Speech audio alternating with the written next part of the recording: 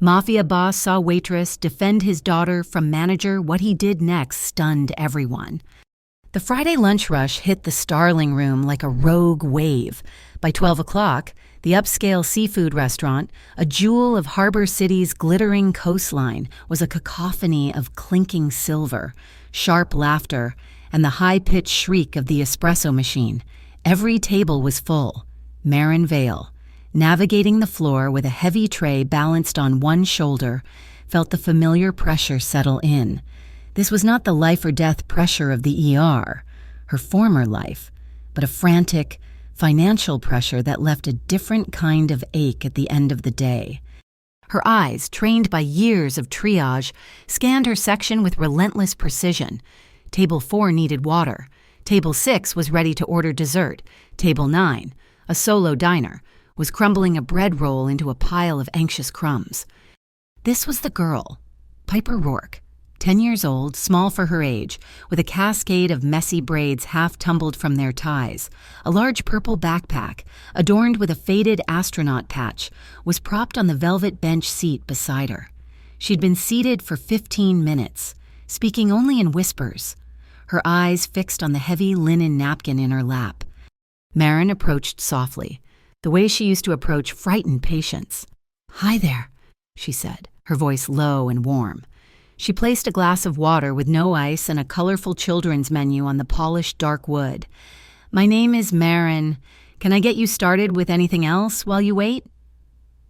Piper looked up, her gaze startlingly direct for a moment before flitting away. She gave a tiny, almost imperceptible shake of her head. "No problem." Marin gave her a genuine smile, one that reached her eyes. "You take all the time you need." "Vale." The voice was sharp, nasal. Neil Draven, the new manager, was standing by the service station, his narrow face pinched with stress. He gestured impatiently. "What's the story with Table 9? Where's the adult?" "Her guardian is on the way," Marin said calmly, stacking dirty plates. "She's fine." "She's not fine," Neil snapped, his eyes darting to the growing line at the hostess stand. "She's taking up a foretop on a Friday. We need to turn that table. Vale. If her party isn't here in 5 minutes, she needs to wait outside." Marin stopped stacking. She turned to face him fully. "Neil, she's a child. We can't ask a 10-year-old to wait on the street. The policy is that a minor can wait for their guardian as long as the guardian has been called. I am the manager, and my policy is that paying customers get priority." He pointed a pen at the girl. "Go tell her. Now. We're on a 2-hour wait." Marin felt the old, familiar fire lick up her spine, the one that hated bullies and pointless bureaucracy. "No," she said, simply. Neil's face went from pale to blotchy red. "What did you just say to me?" "I said no. I will not ask a child to leave this restaurant because she's alone. She isn't bothering anyone. I will take full responsibility for any complaints." Marin stepped deliberately, placing her body between Neil and Piper's table. It was an unconscious movement, a shield. "Responsibility." Neil's voice climbed half an octave, drawing the attention of the nearest tables. "You want responsibility? Fine. You can be responsible for having 0 hours on next week's schedule. How about that? I'll have your job for this Vale." Marin held his gaze, her own calm and unblinking. The man was a weasel in a cheap suit, all threats and insecurity, but Piper had heard him. Marin saw the girl's small shoulders begin to tremble, a tiny vibration of fear. Ignoring Neil, Marin walked back to the table. She slipped off her own worn black cardigan, the one she kept for when the coastal breeze made the dining room too cold, and draped it over the back of Piper's seat, letting the soft wool brush against the girl's arm. "It gets a little chilly in here," she said, as if nothing had happened. Piper's hand crept out and touched the sleeve of the sweater. That's when the front doors of the Starling Room opened. It wasn't a normal entrance. The doors didn't just open. They were pulled wide by a man built like a refrigerator, who then stepped back and held one of them. The ambient noise of the restaurant didn't just quiet. It fell off a cliff. Every conversation, every clink of a wine glass, ceased. A man stepped inside, followed by a second, equally imposing bodyguard, The man in the center wore a suit of deep, dark blue, tailored so perfectly it seemed to have been stitched onto his frame. He moved with a heavy, fluid grace, a predator at ease. A faint, silvery scar cut across the back of his right wrist, visible just below his cuff. His eyes, dark and assessing, swept the room once. They found Piper. The air solidified.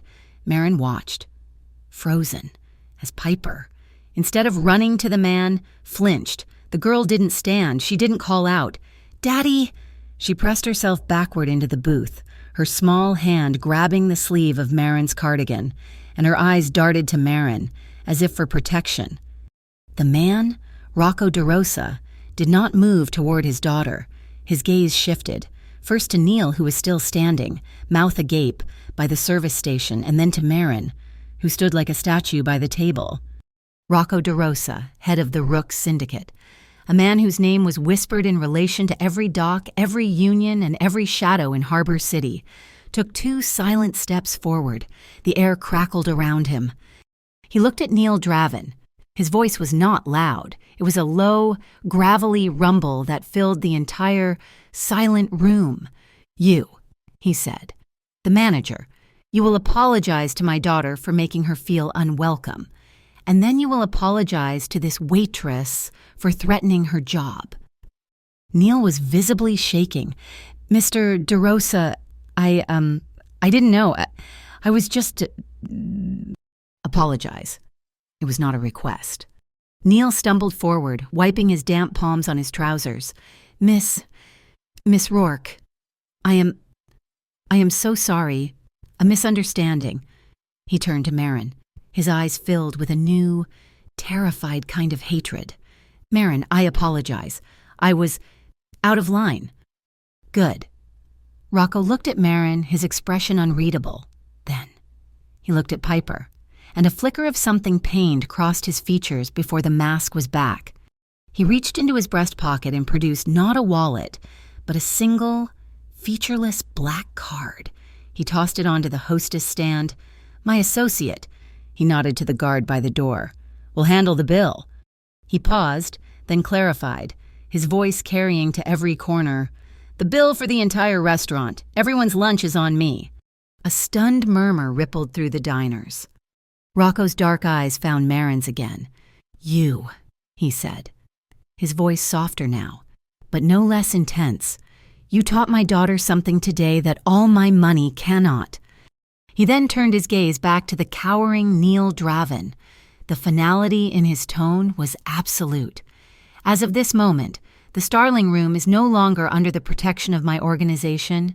You are on your own. I suggest you lock your doors tonight." It was a death sentence, and everyone in the room knew it. The owner, who was just emerging from the kitchen, looked as if he might faint.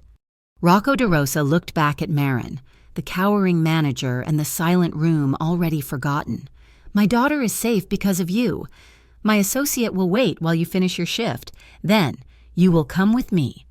We have business to discuss." Marin finished her shift at 6:30 in the evening. The Starling Room was a mausoleum.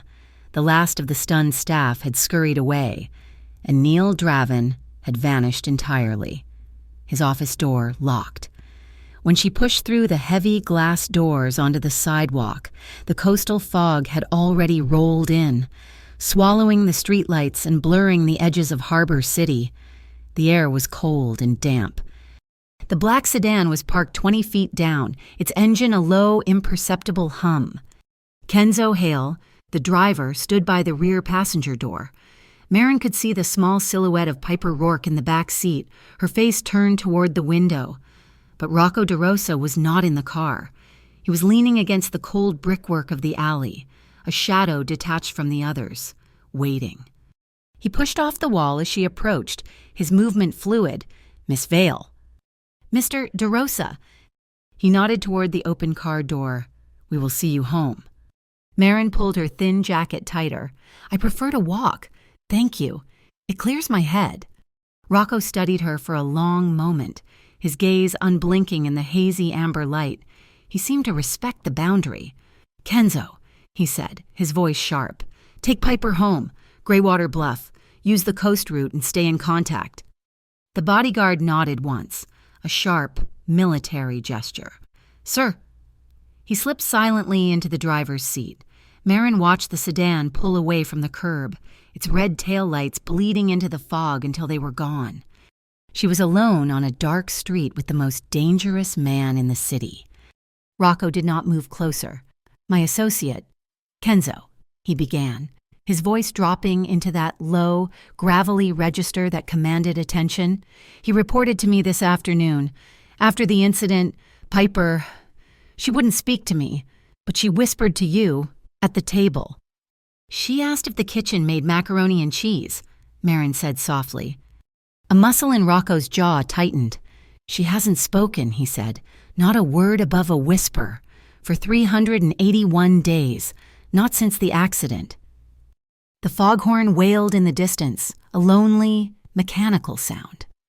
"My wife, Elena," he continued, his eyes fixed on the empty street. "They were on the boat, a sudden squall. It came out of nowhere. The boat capsized. Elena did not make it. Piper held onto a piece of the hull for 4 hours, in the cold, before the Coast Guard found her."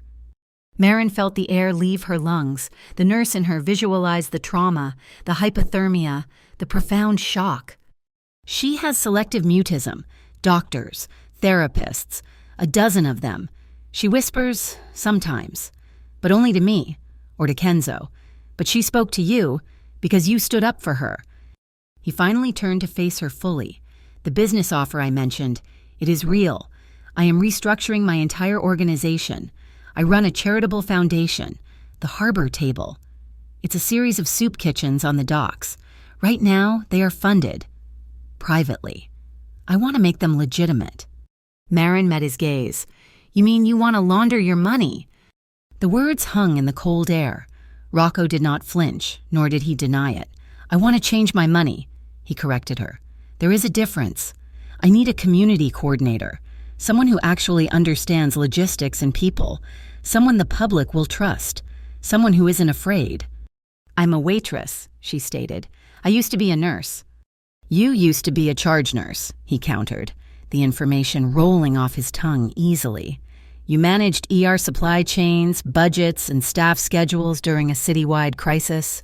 You're wasted serving scallops at the Starling Room." Far away, in a noisy downtown bar, Neil Draven hunched over a burner phone, his voice shaking. "It's me. Listen, it worked. DeRosa was there. He saw the girl, just like you said." He listened, his eyes wide with fear. "Yes, and he's with the waitress right now. The bait, Marin Vale. He's talking to her. I think she's in..." Back on the street, the fog swirled around their ankles. "Your money is dirty," Marin said again, her voice flat. "It comes from things I won't be a part of. I won't touch it." "You are correct," Rocco admitted, the honesty of it rattling her. "The organization I inherited came with a history, a violent one, but that violence, that past, it has no place in my daughter's future. I am cutting the ties. Miss Vale. But it's a complicated surgery.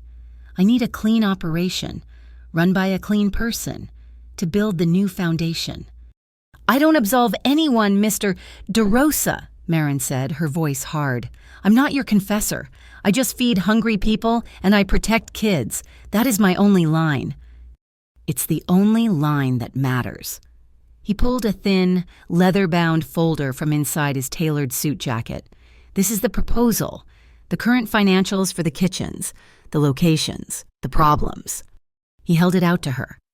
As Marin reached to take the folder, her fingertips brushed the back of his hand. The contact was brief. Accidental, but it sent a sharp jolt, like static electricity, straight up her arm. She saw the pale, silvery scar on his wrist up close. In that same instant, she felt his breath hitch, a fractional pause, a mirror of her own heart's sudden, painful kick against her ribs. She quickly pulled the folder from his grasp, the moment breaking. She opened it under the dim streetlight, pages of numbers, warehouse addresses, vendor contracts. "I'll give you 30 days, Marin said, her voice surprisingly steady. "A trial period." Rocco nodded, his expression unreadable. "On my terms," she pressed. "Name them." "1, I get full, transparent access to the books, every dollar in and out. I control the budget, not you." "Done." 2, I have the right to refuse any donation. Partner or supplier I deem inappropriate. No questions asked. My decision is final." "Done." And 3, she looked up, locking her gaze with his. "We are not using the harbor table. That name is tied to you. The starting capital, whatever it is, will be transferred immediately to a new nonprofit, one I will register tomorrow morning." "And what will this new entity be called?" he asked, a flicker of challenge in his eyes. "The Coastal Relief Collective," Marin said. "It will be registered in my name. The money goes in there, and I pay the bills. It will be clean, from day one."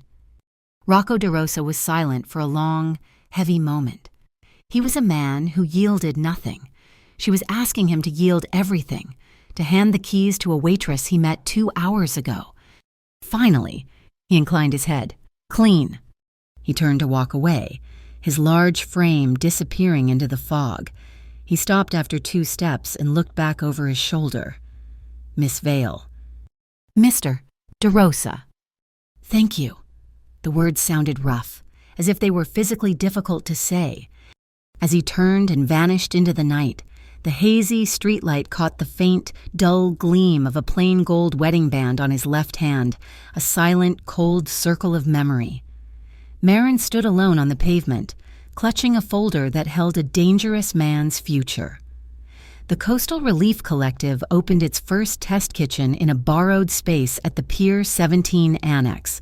It was not a kitchen, it was a cavernous, drafty warehouse space, smelling of salt and old diesel.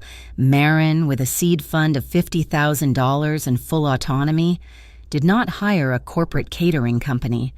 She went to the street. She found a food truck chef named Sal whose permits had been revoked. She recruited 2 single mothers from the Harbor City shelter who had experience cooking for 50+ in a church basement. Within 3 days, they were serving a thick, savory lentil soup and fresh bread to a line that snaked around the pier. Marin ran it like her ER. Triage at the door, hot food out in under 90 seconds. The system was efficient, humane, and, most importantly, respectful. By the second week, the line was 300 people long. A local news blogger filmed it on his phone, and suddenly, the Angel of the Pier had a name, and the Coastal Relief Collective was the subject of public curiosity. The curiosity brought official attention. A registered letter arrived, embossed with the seal of the North Shore Special Crimes Authority. It was a polite, bloodless letter expressing significant interest in the collective's funding sources, given its association with known persons of interest. Marin read it twice, dialed the number at the bottom of the page, and left a message for the investigating agent. "This is Marin Vale," she said, her voice clear and steady. "I received your letter. I am available to meet in person at your earliest convenience to provide full transparency on our accounts." She hung up and went back to slicing onions. Piper started visiting after school. Kenzo would park the black sedan a block away, and the girl would slip into the bustling kitchen, her purple backpack clutched tight. She never came empty-handed. One day, she shyly presented Marin with a sketchbook. It was filled with intricate, fantastical drawings, star creatures, cities in the clouds, and a recurring motif of a small girl in an astronaut helmet. Marin, instead of coddling her, gave her a job. "I'm terrible with music," and Marin said, wiping her hands on her apron. "The crew is sick of my playlist. You're in charge." Piper's eyes widened. Marin set up a small Bluetooth speaker on a high shelf. Away from the steam, Piper connected her phone. Soon, the chaotic, loud kitchen, the clang of pots, Sal yelling for more stock, the chatter of the line was filled with a soaring, instrumental soundtrack amid the noise, surrounded by the purposeful energy of the volunteers. Piper sat at a small prep table, sketching. Marin looked over and saw the girl's mouth was open, her head tilted back, and she was smiling. A real, unguarded smile. The smile was a world away from the conversation happening in a shadowed alley across town. Neil Draven, his face pale and sweaty, met with a man whose tailored suit was even finer than Rocco's. Aurelio Mendez, the leader of the Halcyon Circle, listened patiently, a thin cigarillo balanced between his fingers. "He's using her," Neil whispered, his voice desperate. "Rocco. He's washing his money. He put her in charge of the whole thing. A non-profit, the Coastal Relief Collective. He's moving his assets into it, trying to go legitimate." Aurelio smiled, a slow, cold expression. "Is he now a public-facing charity? How very noble." He handed Neil a thick envelope. "You were right to come to me. Neil, keep watching her. Report everything." The next attack was more direct. Kenzo Hale, who had taken to quietly observing the kitchen's perimeter, found it. He'd noticed a man in a cable technician's uniform lingering too long by the donation bin Marin had set up for canned goods and spare change. When the man left, Kenzo inspected the bin. Taped to the underside of the acrylic thank you sign was a slim, black device. He brought it to Marin. "It's an RFID skimmer," he said, his voice grim. He was cloning the debit and credit cards of people who tapped to donate. Marin's face went cold. "They're stealing from the poor. From us." She didn't call Rocco. She called the Coastal Revenue Commission, the CRC, and filed a report about a fraudulent device, requesting a state inspector. Rocco's response to the growing pressure was to double down on his own terms. "We need capital," he told Marin late one night in the empty warehouse. "Legitimate capital. I'm organizing a fundraiser. Salt and Ember. A private event here in a converted part of the annex. A fundraiser. High dollar, my associates, old contacts, people who owe me favors and want to see me succeed or fail. Either way, they'll pay for a seat." His plan was clear control. "No media," he stipulated. "No social media, no cameras. We keep the circle tight." Before Marin could argue, her phone buzzed. A formal email from the NSCA. The interest had escalated to a formal request for voluntary testimony. "They're summoning me," Marin said, showing him the screen. Rocco's jaw set. "My lawyers will handle this. They will bury them in paperwork." "No," Marin shook her head. "No. If I hide behind your lawyers, I look guilty. I look like one of your assets." She typed a reply. "I'll go. I'm confirming the meeting, but I'm bringing my own counsel." She texted the one pro bono community lawyer who had helped her shelter volunteers. She was packing up, her shoulders heavy with the weight of the day, when a small voice cut through the silence. "Your soup makes this place less cold." Marin froze. She turned. Piper was standing in the shadows by the walk-in freezer, her purple backpack on. She had spoken a full sentence, clear as a bell. "Piper," Marin breathed, her heart aching. "I'm so glad." "It's true," the girl whispered, the volume back to her default, but the words were there. "It smells like before." Outside the open bay door, hidden in the darkness, Rocco DeRosa stood, his back to the wall. He had come to check on them. He heard his daughter's voice. He heard the words. He squeezed his eyes shut, a rapid, violent blink against a sudden, burning pressure, and turned his face toward the cold night air. Later, he found Marin locking the front gate. His voice was rough. "Halcyon Circle," he said, skipping any preamble. "That's who we're fighting. Aurelio Mendez, the skimmer, the NSCA pressure. It's him. He doesn't go for the wallet first, Marin. He goes for the face. He will try to disgrace you, to make you look like a fool or a criminal. He'll use the media you attracted to tear you down." "So we shut down the fundraiser," Marin said, her hands jammed in her pockets. "We postpone, we move it, we make it smaller, tighter." "No." Marin turned to him, the same fire in her eyes from the restaurant. "No, you're wrong. You want to hide in the dark. That's where he wins. You don't fight a shadow dweller by turning off the lights."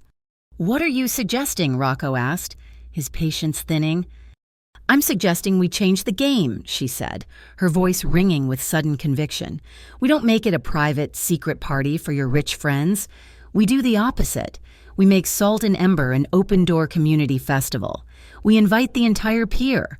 We invite the local news. We invite the blogger who filmed the soup line. We invite the NSCA and the CRC. That's insane, Rocco said flatly. It's an invitation for him to walk right in. Exactly, Marin said. Let him try to pull something when the entire city is watching. You want to be legitimate. Rocco, this is what it looks like. You don't hide. You stand in the light where everyone can see your hands. The gamble paid off. Salt and Ember was not a private party. It was a festival. Marin had hung hundreds of string lights, transforming the cold pier annex into a golden cavern. The air, thick with the smoke of charcoal grills, carried the scent of searing scallops and rivers of melted garlic butter. It smelled like victory. The biggest shock, however, was Rocco DeRosa. He stood at the main soup cauldron, wearing a simple black apron. His sleeves rolled up his forearms. The billionaire gangster, the shadow of Harbor City, was gone. In his place was a man serving lentil stew, his movements economical and focused, his eyes scanning the crowd. The trouble started, as Marin knew it would. A small group of men, their loyalty to the Halcyon Circle obvious in their tense posture, began heckling from the middle of the crowd. "Nice apron," Rocco, one of them shouted. "You really think serving soup washes the grime off your money? A little whitewash for the press?" The crowd quieted, a nervous ripple. Kenzo Hale tensed, moving his hand inside his jacket. Rocco didn't even look up. Marin, however, walked straight into the tension. She grabbed a clean spoon and approached the man, a disarming smile on her face. "He's terrible at it, isn't he?" she called out, her voice bright. "He keeps splashing the broth, but the soup itself isn't bad." She dipped the spoon into the bowl of a person nearby and held it out to the heckler. "Go on. Tell me if Sal went too heavy on the thyme. I need an honest opinion." The man, caught off guard by a spoon instead of a threat, stared at her. He looked at the soup, then at the smiling faces around him, and faltered. He took the spoon, sipped, and shrugged, his anger deflating. "It's fine." "Just fine," Marin laughed. "We'll try harder next time." The crowd laughed with her. The moment broken, the conflict dissolved by food. Near the back wall, Piper had set up her own station. She had drawn a large sign in purple and green marker, "Eating together equal sign, safe." A photographer from the local paper knelt to take a picture of the sign. At that exact moment, Rocco left the soup station to check on his daughter. Her small, star-shaped hair clip was falling out. Rocco bent down, his large, scarred hand impossibly gentle, and carefully pushed the clip back into her hair. The camera shutter clicked, capturing the moment. Then the lights went out. A piercing fire alarm shrieked, and the entire warehouse plunged into strobing, disorienting darkness. The music died. Panic set in. In the chaos, Marin reacted from pure instinct. "Piper!" she yelled, lunging toward the girl's table. A small hand found hers in the dark. A split second later, a massive, solid form collided with them both. Rocco. He didn't push them. He shielded them, turning his broad back to the surging crowd, his arms a cage of steel around Marin and his daughter. "Stay down," he roared. But it was a diversion. "My office," Marin gasped, realizing the alarm was fake. "The data." Through the flashing red emergency lights, she saw a shadow darting out a side door. Kenzo was already moving, a silent blur of lethal purpose. The confrontation was over before it began.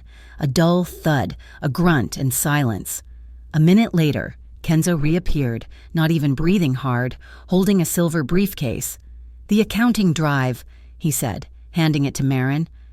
She ripped it open, grabbed the small, external hard drive, and clutched it to her chest, her heart hammering against her ribs.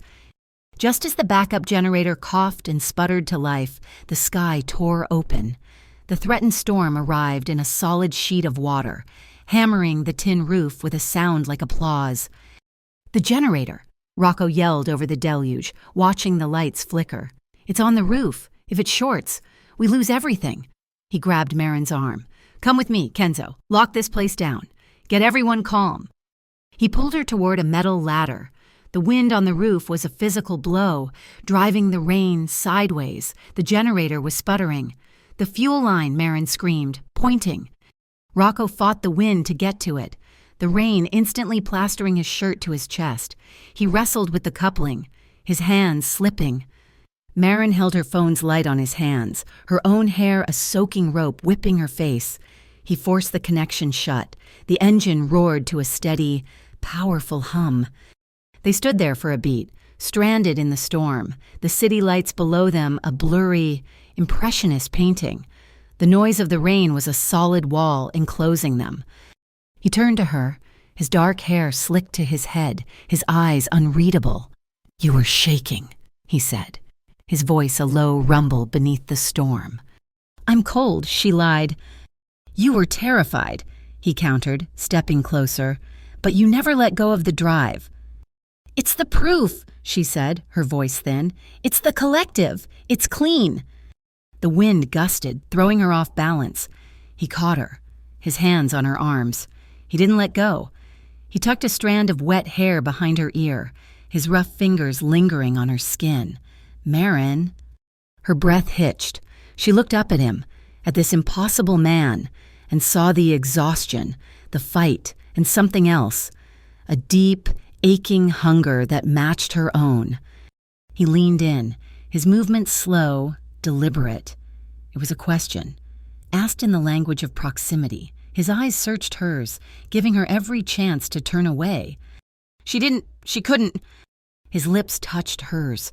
It was tentative, cold from the rain and tasted of salt in the storm. He pulled back, just an inch, his forehead resting against hers. Then he kissed her again. There was no hesitation this time. It was a deep, consuming kiss, a release of all the tension, all the fear.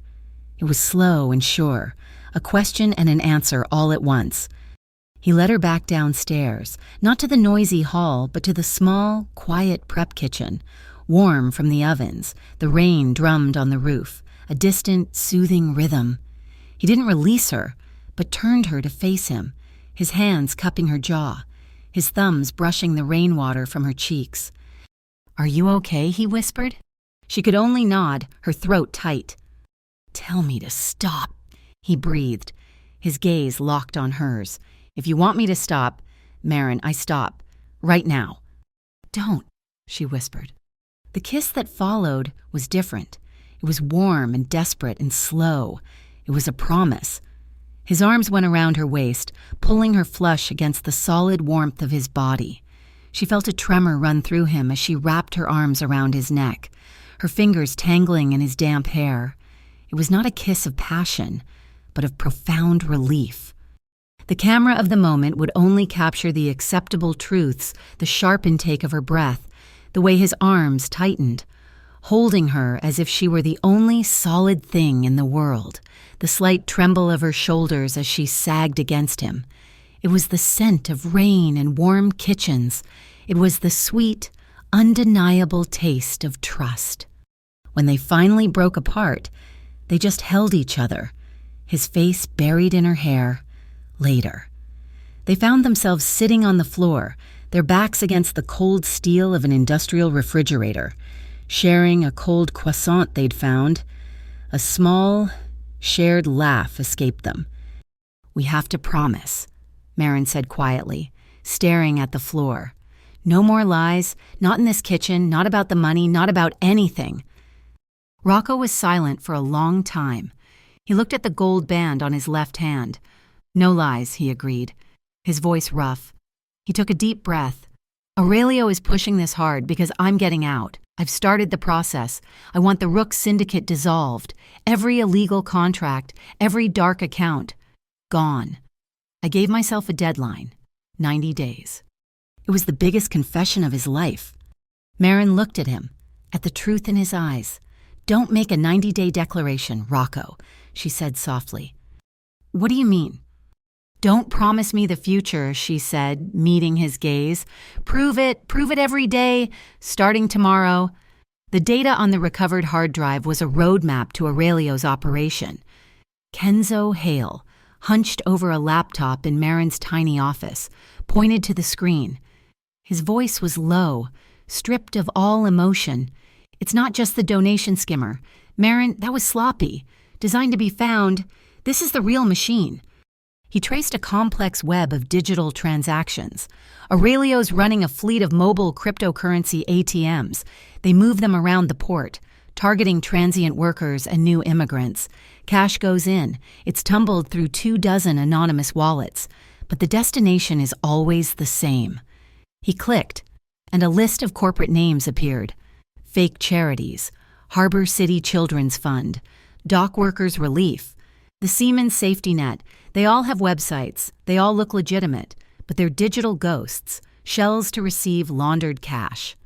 "He's hiding behind the very people he's stealing from," Marin said, her voice cold with a quiet, precise fury. Her desk phone rang. It was the Coastal Revenue Commission. "Miss Vale," the agent's voice was professionally grim, "your report on that RFID device was correct. It's a high-end cloner. We estimate over 50 individuals were compromised in the 4 hours it was active." Marin hung up. She immediately opened the Coastal Relief Collective's ledger. "Sal," she called to the head chef, who was prepping for the evening service. "We're liquidating the emergency fund, all of it." Sal stopped, his knife hovering. "Marin, that's over $5,000. That's our payroll buffer for next month." "I don't care," Marin said, her fingers flying across the keyboard. "We are issuing a public statement, and we are personally refunding every single person who donated that day, with a 10% bonus for their trouble. We will not let our name be used to hurt people. We cover the loss." Rocco, in parallel, was performing his own surgery. He made 3 calls, severing partnerships that his family had held for 30 years. The backlash was immediate and brutal. He ignored it. He then made a 4th, very public call. He hired Everhaven Oversight, the most ruthless and incorruptible independent auditing firm in the state, to take possession of all his known assets. "You have 60 days, he told the lead auditor over the phone. "Expose everything. I want a clean slate, and I want the final report published for the entire city to see." Aurelio, feeling the pressure, turned to his most pathetic asset. Neil Draven, his face pasty with fear, was disguised as a pest control technician when he slipped into Marin's office during the lunch rush. He placed a tiny, sophisticated camera inside a large, fake potted plant. The plan was simple. Record Marin. Wait for a moment of stress. Edit the footage to make her look unstable or abusive to her staff, and leak it to destroy her credibility. That evening, long after the kitchen had closed, Piper sat in the office, sketching in her book while Marin finalized the accounts. The sun dipped below the harbor, and the room grew dim. Piper looked up, her gaze landing on the plant, a tiny, almost invisible red light. An infrared dot was glowing near the base of a plastic leaf. She tilted her head, curious. She had seen that light before, on the security cameras at Greywater Bluff. She quietly patted over, pulled the fake leaves aside, and found the small, black lens. She didn't scream. She didn't panic. She simply unplugged it from its battery pack and brought it to Marin, holding it up in her small palm. "I think," she whispered, her voice clear in the quiet room, "this belongs to a very bad man." Marin's trust in the system was hanging by a thread, but she had to try. The next morning, she walked into the NSCA headquarters, bypassed the front desk, and slapped the camera on the lead investigator's desk. "Aurelio Mendez is bugging my office," she said, her voice shaking with rage. "I am a private citizen running a non-profit. He's harassing my staff and my volunteers. I demand protection. I demand a public confrontation." The agent looked startled. He promised her discretion. "We will handle this internally. Miss Vale, please keep this quiet." By 5 o'clock that evening, the story was on a sleazy local gossip blog. Charity boss claims mob harassment, sources cite growing paranoia. It was a test. The NSCA had leaked it, either to gauge public reaction or, worse, because they were compromised. Kenzo saw the article and his face hardened. He didn't wait for orders. He spent 6 hours digging in the digital trenches. He traced the leak. It wasn't the lead agent. It was a junior investigator, a man with over $100,000 in recent gambling debts to an offshore bookie owned by a shell corporation owned by Aurelio Mendez. The NSCA had a rat, and Aurelio held the leash. "They're playing with us," Marin said to Rocco that night. They stood at the steel prep table, the only light coming from the hood vent. "They leak a story to see if I'll panic. They want me to run, to hide behind you. So we do the opposite." Rocco was listening, his focus absolute. "We can't use the NSCA," she continued, her mind racing. "We can't trust them, so we go around them. We don't just stand in the light, Rocco. We become the light. We create a community night market. We invite everyone, and we make the books the main event." "What do you mean?" "I mean a live stream," she said, her eyes bright with a dangerous idea. "We invite every news outlet, every blogger, and we project the Coastal Relief Collective's entire bank ledger on the side of the warehouse for anyone to inspect in real time. We'll show them every dollar in, every dollar out. We'll pull Halcyon's fake charities out of the shadows and show everyone exactly what a clean operation looks like." Rocco watched her, a slow, deep admiration in his eyes. She was meeting his enemy's shadow warfare with blinding light. "All right," he said quietly. "No more hiding, for either of us." He walked to the old floor safe in the corner of the office, the one she had never seen him open. He didn't use a combination. He used a key, a simple old-fashioned brass key from his pocket. He turned it, the lock clicking loudly in the silence. He opened the heavy door. Inside, there was no cash, no weapons, just a single, thick, black-bound ledger. "This," he said, his voice thick, "is the real foundation of the Rook Syndicate. Every deal, every contact, every debt, every sin. It's the black road my father built." He placed the ledger on the steel table in front of her. Then, he placed the key beside it. Marin saw his hand. It was shaking, just slightly. "It's yours," he said. "Give it to Everhaven Oversight. Use it to build the new trust. Burn it? I don't care. It's my bridge. I'm burning it." Marin felt the weight of that key, cold and final in her palm. It was the end of an empire. She was exhausted, and for the first time, she was truly afraid. She sat down, her head in her hands. A small shadow moved beside her. Piper. The girl slipped a folded piece of paper onto the table. Marin opened it. The handwriting was a child's careful cursive. "If you are scared, we can be scared together," it read.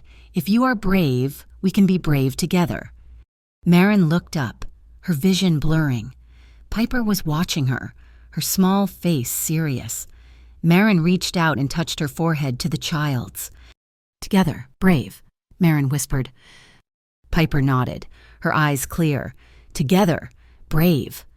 It was a vow. Aurelio Mendez did not wait for the community night market. He attacked where Rocco was most vulnerable, his daughter. A formal petition was filed with the Harbor City Family Court. Aurelio was seeking temporary emergency guardianship of Piper Rourke. The filing was brutal and public. It cited an unstable and dangerous home environment. The centerpiece of his evidence was a video. It was the footage from Neil Draven's camera, expertly and maliciously edited. It showed Marin shouting in the office a clip from when she discovered the skimmer intercut with grainy, old surveillance footage of Rocco meeting known felons, and a final, heartbreaking shot of Piper cowering during the fake fire alarm. The narrative was clear. A paranoid, volatile woman and a violent criminal were creating a toxic environment for a vulnerable child. Rocco's instinct was to unleash his team of corporate litigators, to bury Aurelio in motions and injunctions, to bleed him dry in court. Marin stopped him. She called Maya, the community lawyer who had agreed to represent the collective pro bono. Maya was young, sharp, and owed nothing to the Rook Syndicate. In a preliminary motion, Maya did not just deny the video's claims, she dismantled its technical integrity. "Your Honor," she argued, her voice crisp in the sterile courtroom, We have a forensic analysis showing timestamp mismatches on 14 different cuts. This is not evidence. It is a fabrication, a deep fake designed to slander my client and traumatize a child. The fact that it was leaked to the press proves this is about harassment, not the child's welfare. She argued that the publicity was already harming Piper. We demand this hearing be sealed immediately. The Harbor City judge, wary of the media circus and the names involved, agreed the hearing would be private. The NSCA, reeling from Kenzo's leak about their compromised agent, was desperate to save face. They publicly announced they were handing the entire investigation into the Halcyon Circle and the Coastal Relief Collective to a newly formed independent body, the Urban Integrity Commission. It was a clean slate, a new set of impartial eyes, and no one knew whose side they were on. Aurelio saw his leverage disappearing. He needed a scapegoat. The leak about the camera had traced back to Neil Draven. Aurelio made his choice. He anonymously tipped the new commission, painting Neil as a rogue, disgruntled ex-employee obsessed with Marinvale, claiming he had acted alone in planting the camera. Neil Draven was now the target of both sides. He panicked, realizing he was about to be arrested, or worse, silenced by Aurelio. He made a terrified, garbled call to the only person he thought might listen, Marin. "He's setting me up," Neil whimpered, his voice thin over the burner phone. "Mendez, he's going to kill me or have me jailed. I never meant to hurt the kid. I swear, I just—" Kenzo, who had begun monitoring the collective's lines, traced the call. "He's hiding at a motel on the interstate," Kenzo reported to Rocco, his voice flat. "This is an opportunity. Neil is the link. We pick him up. We convince him to set a meeting with Aurelio. Trade evidence for cash. When Aurelio shows, we finish it." Rocco stood at the window of the warehouse, his back to the room. Marin could see the muscles in his shoulders bunching beneath his shirt. This was his language, an ambush, an exchange, an elimination. It was the old way. It was clean, fast, and final. He was vibrating with the need to take that option, to protect his daughter with the only methods he had ever known. "No," Marin said, stepping into his line of sight. "He is a threat, Marin," Rocco said, his voice a low growl. "He is the weak point. This is how it's done." "He is a terrified, stupid man who got in too deep," Marin countered, her voice firm, unwavering. "We do not use him as bait. We do not sacrifice him. That is what Aurelio does. That is the old way." "What do you suggest?" Rocco snapped, turning on her. "We let him run." "We call the CRC," Marin said. "Not the NSCA, the Coastal Revenue Commission. They're the ones handling the skimmer fraud. Neil is their star witness against Aurelio's financial crimes. We offer them Neil Draven in exchange for full witness protection. We use the system. We use the light." Rocco stared at her, the battle warring behind his eyes. Using a man as bait was tactical. Trusting the system, that was surrender. Or perhaps it was faith. He slowly, agonizingly uncurled his fists. "Make the call." The closed hearing was held in the judge's chambers. It was quiet, suffocating. Aurelio's lawyer presented his case, painting Rocco as a violent criminal incapable of reform. Rocco's lawyer presented the audits from Everhaven Oversight and the new witness protection agreement for Neil. The judge looked exhausted. "This is all about the adults," the judge said, pinching the bridge of her nose. "What about the child? A court-appointed child psychologist is here. Piper, I'm told you don't like to speak. Is that right?" All eyes turned to the small girl sitting between Rocco and Marin. Piper looked at the psychologist. She looked at the judge. Then she looked at Aurelio, who was giving her a thin, paternal smile. Piper stood up. Her voice, though not loud, was perfectly clear and echoed in the silent room. "He," she said, pointing a small, steady finger at Aurelio, "looks like the man from the boat, the one who yelled at my mama." Aurelio's smile vanished. Rocco went rigid. "And you," Piper said, turning to the judge, "you asked if I was safe. I am safest when Marin is there." The judge stared, stunned by the clarity of the statement. She wrote furiously on her legal pad. The psychologist was beaming. The judge rendered her decision an hour later. The petition for temporary emergency guardianship is denied. Rocco let out a breath he had been holding for a week. However, the judge continued, the concerns raised about Mr. DeRosa's associations are not entirely unfounded. She looked at Marin, then Rocco. I am ordering a 60-day family assessment to be conducted by the court's therapeutic services. Miss Vale, given your stabilizing influence on the child, the court requests you participate fully in this assessment. Custody remains with Mr. DeRosa, pending that final report. They won. It was a victory, but a fragile one. When the news reached Aurelio Mendez, his fury was cold and absolute. The court had failed. The legal system had failed. He had lost face. Now, he would revert to his own language. He no longer wanted to disgrace Rocco. He wanted to break him. He gave the order, take the girl, no witnesses. That night, the warehouse was quiet. The 60-day clock was ticking. He lost in court, Rocco said, staring out at the pier. He won't try that again. No, Marin said, coming to stand beside him. He'll be desperate. He'll stop trying to win the argument and just try to win. He'll come for Piper. Rocco turned to her, his face a mask of cold fury. The urge to hunt, to meet violence with superior violence, was a tangible thing in the air between them. He wanted to find Aurelio. He wanted to finish it, the old way. He looked at her, at the steady, brave light in her eyes.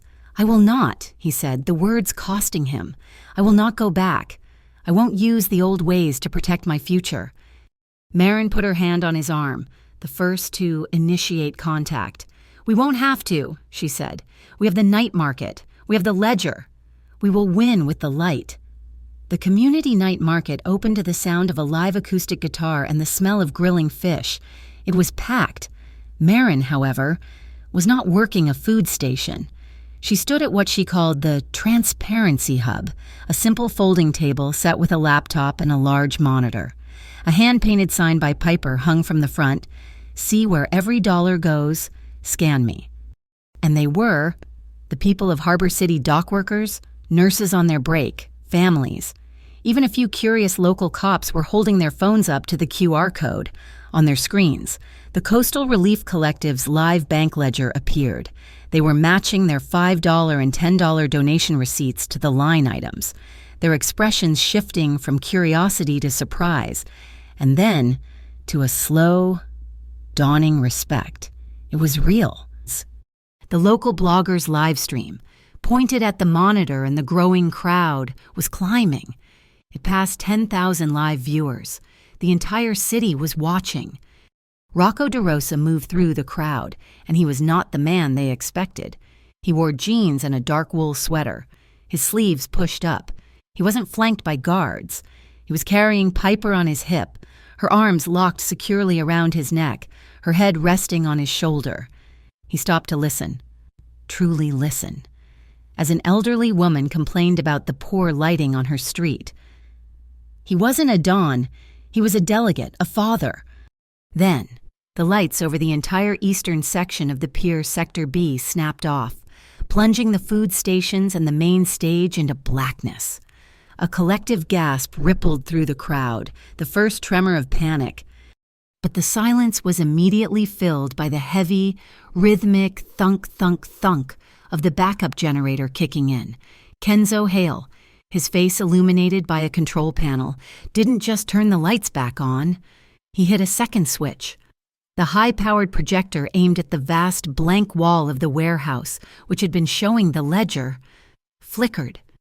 It came back to life not with Marin's bank statement, but with the contents of the recovered hard drive. Aurelio's empire, the complex web of fake charities, the map of the mobile crypto ATMs, the digital trail of laundered money, all projected 30 feet high for the entire city to see. The crowd, realizing they were watching the exposure of a crime syndicate, let out a massive, spontaneous cheer. It was the perfect diversion. 3 men, their faces hard and their movements tactical, used the surge of the crowd to converge on Rocco. They weren't there for him. They were moving to separate him from Piper, Marin, standing by the hub, saw it first. Their eyes, their hands, they were professionals. She didn't just scream his name. She screamed the code Sal, her head chef, had created. "Hot kitchen," she bellowed, her voice cutting through the noise. "Hot kitchen, move!" It was not a panic. It was a drill. The kitchen staff Sal, the two single mothers, the prep cooks immediately grabbed what they were holding. Sheet pans, cutting boards, heavy steel ladles. They didn't run away. They flooded out, forming an instant, loud and formidable human wall between the crowd and their kitchen, their home. They encircled Rocco and Piper. "Get her to the cold room," Sal roared.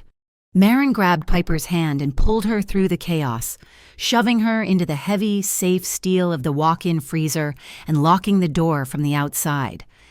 Kenzo Hale met the lead kidnapper. The man lunged, a knife flashing in the strobe of the projector. Kenzo didn't meet the attack. He pivoted, moving with the man's momentum, and seized his wrist. The action was brutally fast and economical. It was a simple, clean technique of joint control. A sharp twist, a sickening, dull pop as the man's shoulder dislocated, and he crumpled, his knife skittering across the pier. No blood, no gunfire. Just a silent, definitive end. The man's two associates, seeing the wall of angry cooks and Kenzo standing over their leader, vanished into the night. It was over in less than 30 seconds. When Marin finally opened the freezer door, Piper ran out and attached herself to Marin's legs.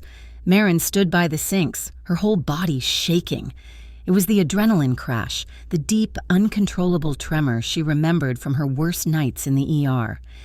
Rocco crossed the floor. He didn't grab her or overwhelm her. He just came to stand directly behind her, so close she could feel the radiating warmth from his chest. He placed one large, steady hand on the small of her back. "Breathe," he commanded, his voice a low rumble, meant only for her. "With me. In." He inhaled slowly. Out. She leaned back, just a fraction of an inch, into his solid strength. She matched his breathing. The shaking in her hands began to slow. "I'm here," he murmured, his lips close to her ear. "It's done. You're safe." She tilted her head back, looking up.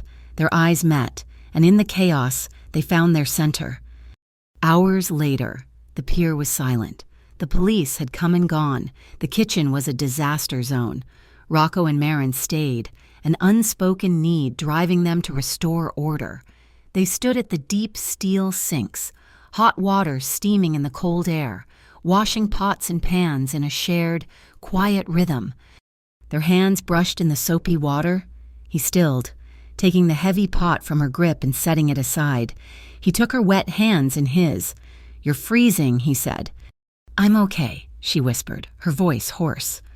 He lifted her hands, one by one, and gently, deliberately, kissed the knuckles, then the pulse point on her wrist. He looked at her, his eyes dark with an emotion she couldn't name.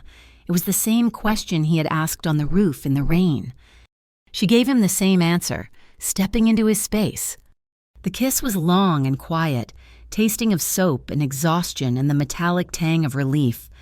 His arms went around her waist, pulling her flush against him, and she held on, her fingers tangling in the thick wool of his sweater.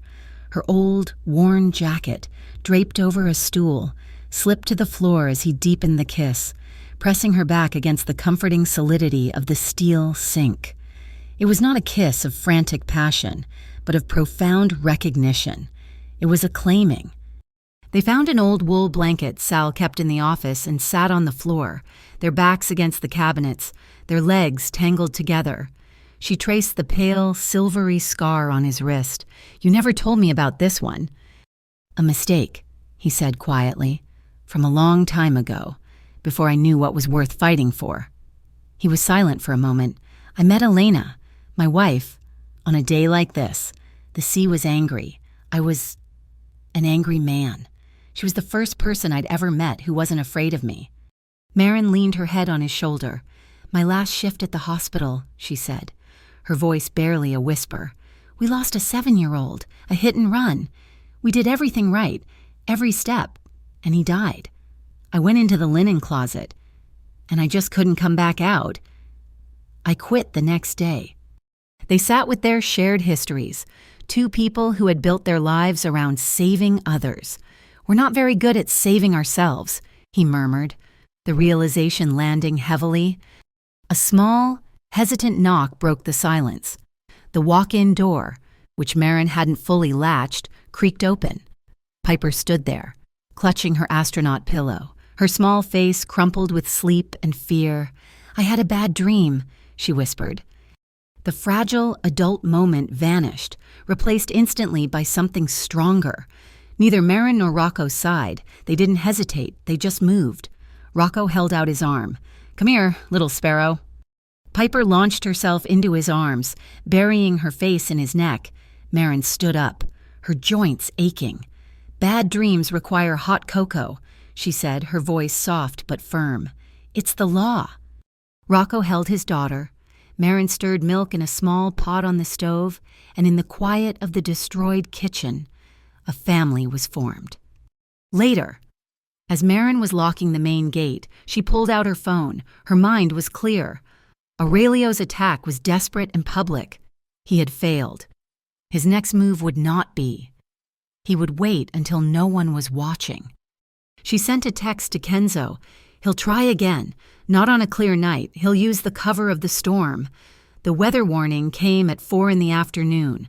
It was no longer a storm. It was a high-level evacuation event, a Category 3 hurricane barreling directly for Harbor City. The sky turned a sickening, bruised purple. The wind began to shriek. For Aurelio Mendez, it was a gift. The city would be in chaos, the police overwhelmed, the power grid unstable. His sources confirmed that the Everhaven oversight team was moving Rocco's Black Road ledger and their final audit report to a secure warehouse at the inland port for protection. Aurelio gathered his team. Tonight, he would cut the head off the snake and seize the data that could destroy him. But Marin had anticipated this. He thinks you're a gangster. Rocco, she said, her voice calm in the growing chaos of the pier kitchen as they boarded up windows. He thinks you'll put your treasure in a vault. He's wrong. She had designed a light trap. The warehouse was a decoy, filled with dummy servers and worthless, encrypted files. The real data, the original Black Ledger, and the hard drive with the Everhaven audit was with her. We're taking it to St. Michael's, she declared. Rocco looked at her, stunned. The abandoned church? It's on the highest point of the old city, she said, her logic irrefutable. Brick and stone. It hasn't flooded in 100 years, and it has a bell tower. We can see them coming from a mile away. As the first rains began to lash the city, Rocco DeRosa made his final move. He sent a single signed document to every major news outlet in the state. It was not a press release. It was a legal declaration. As of 6 o'clock that evening, the Rook Syndicate was officially and permanently dissolved. All assets, liquid and physical, were being transferred into a newly formed entity, the Gray Harbor Trust, to be managed by a board of community leaders and supervised by the state. The announcement hit the city with more force than the wind. It was an abdication, a surrender, the end of an empire. Rocco DeRosa had just given away his entire kingdom, live on the eve of the biggest storm in decades. Aurelio Mendez saw the news alert on his phone and went blind with rage. This was not a surrender. It was an escape. Rocco was trying to scrub his assets before Aurelio could seize them. He would not allow it. We move on the warehouse. Now, he snarled, pulling on his jacket. I'm leading this one myself. The joint NSCA and CRC task force, huddled in a mobile command van, watched his team converge on the decoy warehouse. We have them, the lead agent said, staring at the trackers. Then the rain hit, a wall of water. The screens dissolved into static. I've lost them. All comms are down. At the pier, Kenzo Hale activated the lockdown. He herded Sal, the kitchen volunteers, and Piper into the reinforced walk-in freezer, the safest place on the waterfront. Do not, he ordered, his eyes on Piper. Open this door for anyone but me. Rocco and Marin, meanwhile, ran through the screaming wind toward the old church. The bell tower was a dark spike against the electric green sky. They carried the ledger and the drive in a waterproof case. The wind tore at them as they climbed the narrow, winding stone steps. The air was filled with the groan of ancient stone. They reached the top, a small room with open arches, the massive bronze bell silent above them. Below, the city was a dark, wind-swept map. "Now we wait," Rocco said. Then the tower shuddered. A gust of wind, topping 90 miles an hour, hit the structure broadside. A section of the rotten wooden ladder leading to the highest rafters collapsed. Crashing onto the floor, Rocco, thrown off balance, slipped on the wet stone. He slid toward the open arch, his feet finding no purchase. Marin screamed. He was going over. She didn't think. She grabbed a thick, coiled mooring rope left by generations of squatters and lunged, bracing herself against the bell's iron frame. She threw the rope. He caught it, his hand closing over the rough hemp just as his legs went over the edge. He dangled, 150 feet above the ground, the wind whipping him like a flag. The rope tore Marin's hands, the friction burning, but she held on. Rocco. He looked up, his face pale, the rain lashing him. "Pull!" he roared. It was a dead weight. She couldn't climb, she screamed back. "Help me!" He locked his feet against the stone wall, and together, inch by agonizing inch. He climbed the rope as she hauled, her muscles screaming, until he rolled back over the ledge, collapsing onto the stone floor, gasping. They lay there for a second, drenched and breathing hard, the storm a symphony of chaos around them. He was alive. The data was safe. A secure satellite phone in the case chirped. It was a sound it should not make. Marin snatched it. The caller ID was a secure number. It was Neil Draven, calling from witness protection. "He's not at the warehouse." Neil's voice was thin and panicked, breaking up over the static. "The CRC team lost him, but he just contacted his inside man at the NSCA. He's screaming. He said the warehouse was a fake. He knows you tricked him." Rocco stood up, his face hardening. "Where is he going?" "He's not going for the data," Neil yelled. "He's going for the girl. He's on his way to Greywater Bluff. He's on his way to your house. Mr. DeRosa. He said he'll burn it to the ground." Rocco's blood went cold. "Piper is at the pier. He's going to the wrong place." "But he'll figure it out," Marin said, her mind racing, the clock starting. "When he finds the house empty, he'll check the pier. Kenzo's there, but not for a full assault.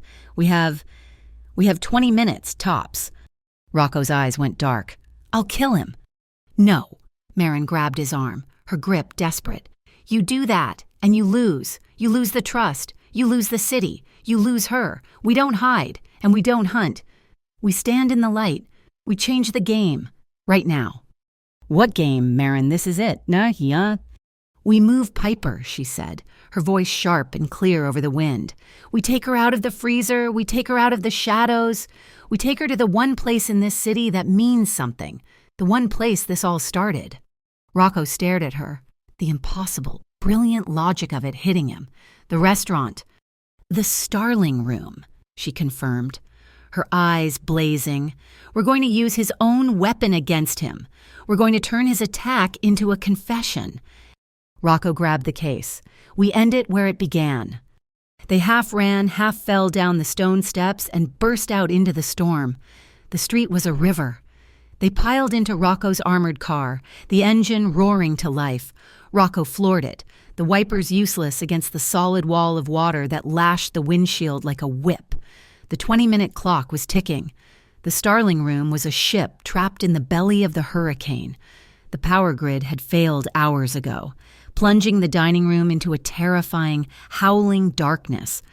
The wind did not knock on the windows, it punched them, making the thick glass bow and groan. Kenzo Hale arrived first, having navigated the flooded streets to retrieve Piper from the pier's cold room lockdown. He was soaked, his face a grim mask. Then Rocco and Marin burst in, bringing the storm with them. "The gear," Marin said, her voice strained but clear. She was already moving, pulling a heavy-duty battery pack and a laptop from a waterproof bag. She did not go to the center of the room. She went to table 7, a small, unassuming two-top near the back wall. "This one," Rocco asked. "It's new," Marin said, her hands moving with practiced, calm efficiency. She began placing thick, white pillar candles on the table, creating a small island of light. "I asked the owner to rename it last week. It's called See You When It's Warm." Piper, her hands shaking, helped her light the wicks. The small flames flickered wildly in the drafts. Marin opened the laptop, hit a key, and the screen illuminated their faces. She connected to the live stream, which was still miraculously active, feeding off the city's few remaining cell towers.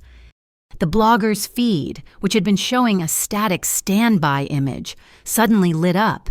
The 10,000 viewers who had been huddled in their homes, watching the storm, were now live inside the dark restaurant. The screen split into 3.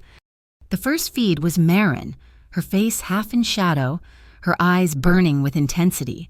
"We are live from the Starling Room," she announced, her voice steady. "The city is dark, but we are here to turn on the lights."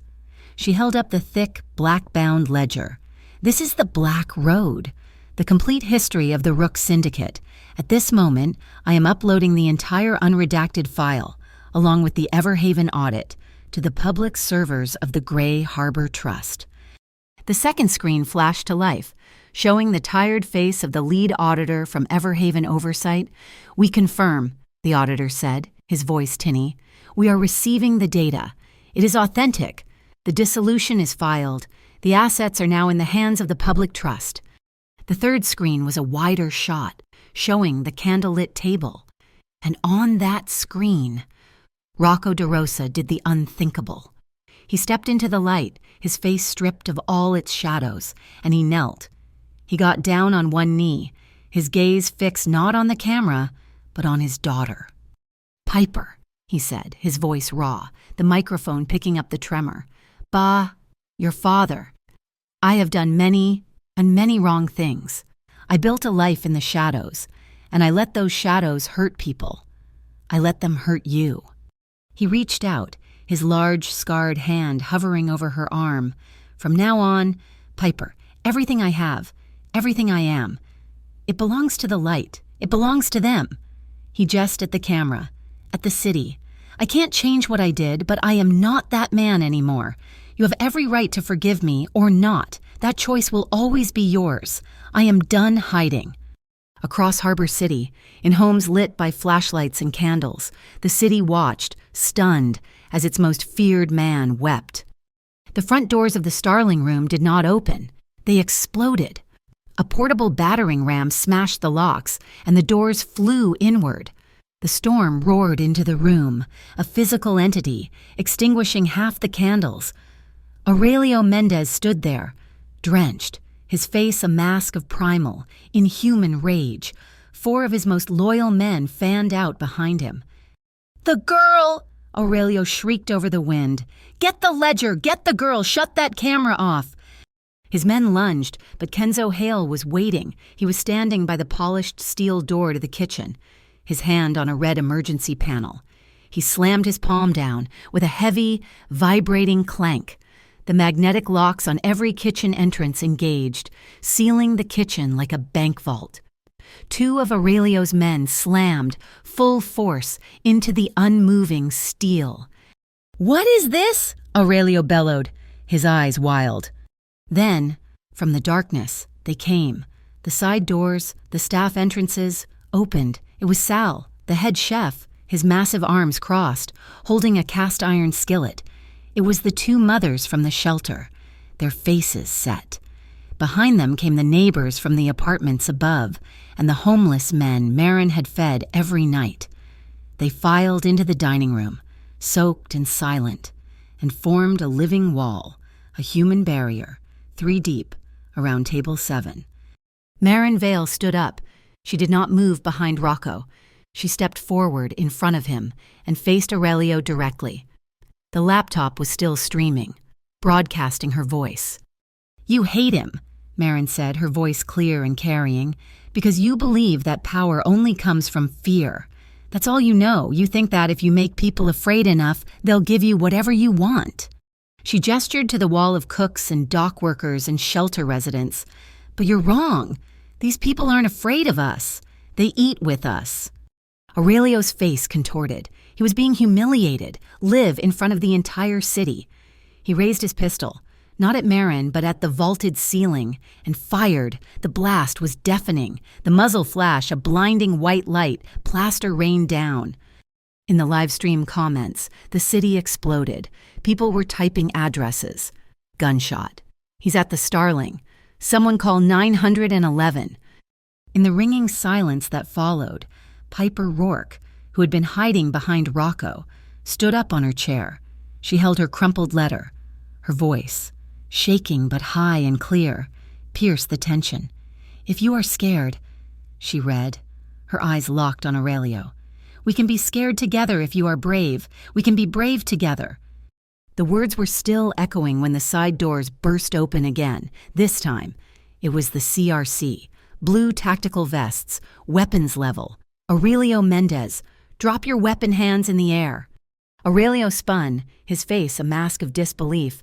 The cryptocurrency wallet you carry, Marin said, pointing to the briefcase chained to his wrist. The one you use for your fake charities. It's got a GPS beacon in the lining. We've been telling the CRC where you were all night. One of Aurelio's men, in a last desperate act, pulled a knife and lunged, not at the agents, but at Kenzo. "Kenzo!" Marin screamed. But a smaller figure darted in front of him. Neil Draven. He had come with the CRC, wearing a civilian vest, his face pale with terror. He did the only brave thing of his life. He threw himself in front of Kenzo. The knife blade, aimed low, sank into the protective vest. It didn't break the skin, but the force of the impact sent Neil crumpling to the floor, gasping, a redemption. Aurelio stood alone, a dozen weapons trained on him. Rocco DeRosa rose to his feet. He walked slowly into the center of the room, into the space between Aurelio and the agents. He was unarmed. He held his hands out to his side, palms open. "It's over, Aurelio," he said, his voice calm, heavy and final. You lost. You lost your money. You lost your name. And you are about to lose your freedom." He pointed to the laptop, still glowing on the table. "You're losing because the whole city is watching." As if summoned by his words, the first siren cut through the howl of the hurricane, then another, and another. The night outside, once black, was now flashing with a dozen red and blue lights, painting the rain-lashed windows. Aurelio Mendez looked at the wall of defiant cooks. He looked at the CRC agents. He heard the sirens, overwhelming the storm. His arm, holding the heavy gun, began to shake. He lowered it. The gun clattered to the floor, and he sank to his knees, a hollowed-out man, defeated not by a bullet, but by the light. When the storm broke, so did the last vestiges of the Halcyon Circle. The livestream, buffered and saved on 100 different servers across the city, became the official, undeniable record. Aurelio Mendez, his face a mask of slack-jawed defeat, was led away in handcuffs by the clean agents of the CRC and the newly vetted NSCA task force. The city had not just heard about the fall of a mob boss, they had watched it, live, from the inside. The legal system, galvanized by the irrefutable public evidence, moved with unprecedented speed. In the week after the storm, the family court judge issued her final ruling. Rocco DeRosa's full guardianship of Piper Rourke was affirmed and made permanent. The judge's summary noted the child's remarkable and profound psychological progress. She officially recognized Marin Vale as an essential stabilizing and protective presence in the child's life. The 60-day family assessment was confirmed. With a pointed, non-negotiable mandate, Marin's full participation in the family therapy program was required. The Gray Harbor Trust was born from the wreckage. Its first act was to hold a citizens' budget session in the repaired pier warehouse. Marin unanimously voted onto the board, immediately proposed 2 new funds, which were approved in minutes: the Hearth Scholarship, a culinary training grant for residents of the Harbor City Shelter System, and the Night Shift Service, a mobile kitchen dedicated to providing hot, free meals to the city's graveyard shift workers. The Starling Room, bankrupt and abandoned by its disgraced owner, was the first asset seized by the trust. 2 weeks later, it reopened. The elegant looping sign was gone, replaced by simple, carved letters, Harbor and Hearth. Inside, the room was warmer, the lighting softer. Table 7, the small two-top where Piper had first sat, was gone. In its place was a large, round, communal oak table. Set into the old brick wall beside it was a simple, small brass plaque. It read, "This is the place where a waitress chose to stand." The night before the grand reopening, Marin stood in the warm, quiet kitchen. The storm was a distant memory. The only sound was the hum of the new refrigerators and the clink of glass. Rocco was drying wine glasses, his movements slow and methodical, his sleeves rolled up. Marin wiped down the gleaming steel pass. The silence was easy, comfortable. He set the last glass down and walked over to her. He didn't touch her. He just stood behind her, resting his hands on the counter on either side of her, bracketing her in. It was a gesture of quiet possession, of presence. She leaned her head back, resting it against the solid warmth of his chest. "It's quiet," she whispered. "It's peaceful," he replied, his voice a low rumble. He gently turned her to face him, his hands sliding to her waist, his thumbs brushing the fabric of her apron. The kiss was not the desperate, rain-soaked embrace on the roof, nor the trembling, relieved kiss in the prep kitchen. It was a kiss of arrival. It was slow and deep, and held no questions. It was the long, steady breath after a lifetime of running. His hands held her firmly, respectfully. Her own hands came up to rest on his shoulders. When he pulled back, he rested his forehead against hers. His eyes, once so guarded they looked black, were a warm, clear brown in the soft kitchen light. She could see the faint curve of his smile, the lines of tension around his mouth finally gone. "We're home, Marin," he whispered. The opening night was a triumph. The restaurant was packed, the line stretching down the block. Sal, now the head chef, ran the kitchen with a joyous, booming voice. Rocco, wearing a simple white apron, walked up to Marin at the hostess stand and pressed the keys to the front door into her palm. "It's yours," he said, loud enough for the staff to hear. "You run it. I'm just the new busboy. I'll wash dishes, if Sal lets me." The kitchen crew laughed. Piper, wearing a tiny apron of her own, ran up and presented them with a new menu, hand-drawn in purple and green crayon. "The special today is hot cocoa," she announced, her voice ringing, "and it costs one hug." The change rippled outward. Kenzo Hale, his service to the DeRosa family officially over, started a free community self-defense class on Tuesday nights at the Pier Warehouse. Neil Draven, having completed his community service and testified against Aurelio's organization, was hired by Sal. He was now the inventory manager for the food bank, his meticulous, anxious nature finally finding its perfect, redeeming purpose.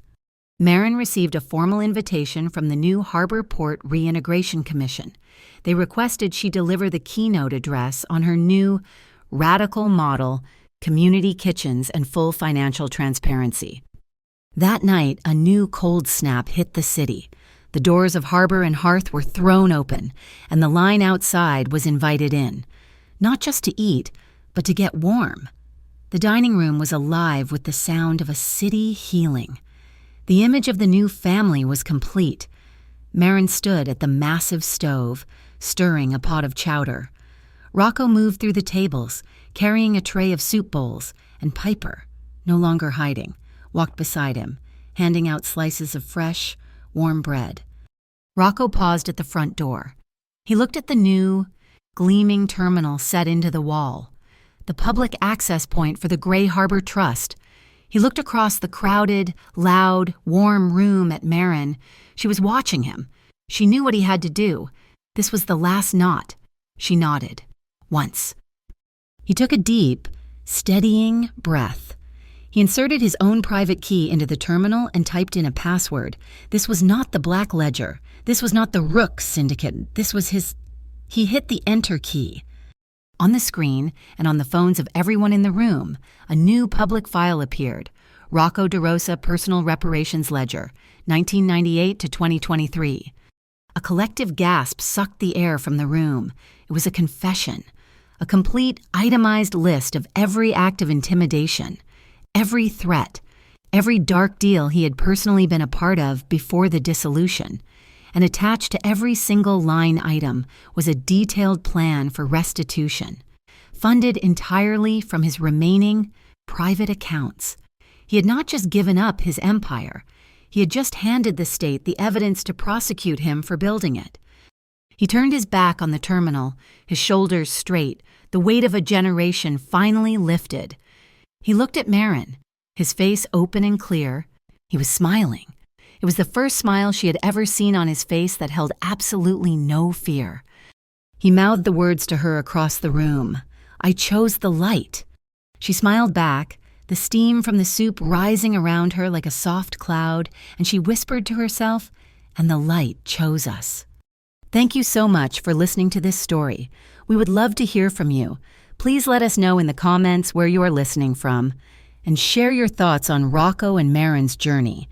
Do not forget to subscribe to Mafia Boss Stories, like this video, and give us a massive boost by hitting that hype button so more people can find this story.